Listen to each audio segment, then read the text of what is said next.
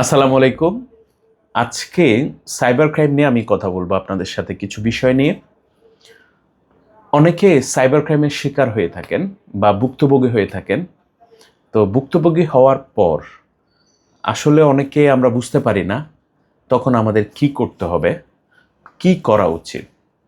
যদি cyber related কোনো ইস্যুতে কেউ যদি আপনাকে ব্ল্যাকমেলিং করে বা কোনো হ্যারাসমেন্ট করে বা আপনি বিভিন্নভাবে থ্রেটেনিং অথবা আপনি হ্যারাসমেন্টের শিকার হচ্ছেন, তখন আপনি কি করবেন?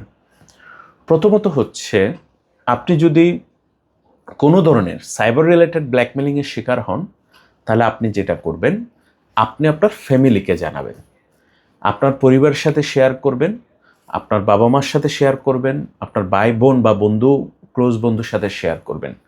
কেননা কখনো এই ঘটনাগুলো অনেক বৃহৎ আকারে একটা ফ্যামিলিকে অনেকভাবে প্রভাবিত করে, যার কারণে আমাদের প্রথম দরকার হচ্ছে পরিবারের সাথে শেয়ার করা। দ্বিতীয় আপনি নিকটস্থ থানায় অভিযোগ দিবেন।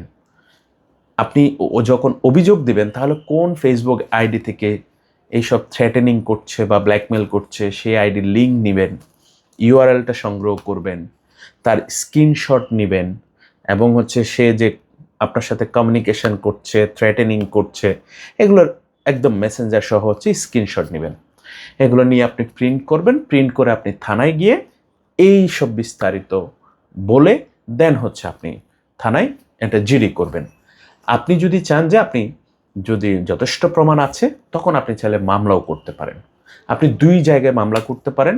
একটা আপনি নিকটস্থ থানায় গিয়ে মামলা করতে পারেন, অথবা আপনি সাইবার ট্রাইব্যুনালে গিয়ে একজন অ্যাডভোকেটের শরণাপন্ন হয়েও কিন্তু আপনি একটি মামলা করতে পারেন। এছাড়া প্রাইভেটলি আমরা সাইবার ক্যানিয়ন, যে একটা private detective agency, cyber related সমস্যা সমাধানে আমরা কাজ করে থাকি। আপনিও যদি কোনো ধরনের সাইবার রিলেটেড সমস্যায় পড়েন, তাহলে সাইবার ক্যানিয়নে আপনি যোগাযোগ করবেন। অবশ্যই জিডি করে নিয়ে আসতে হবে আপনার অভিযোগের ভিত্তিতে, তখন সেক্ষেত্রে আমরা আপনাকে কিছু সমাধান দেওয়ার চেষ্টা করব। সাইবার ক্যানিয়নের লিঙ্ক আপনি কমেন্টে পেয়ে যাবেন। Thank you.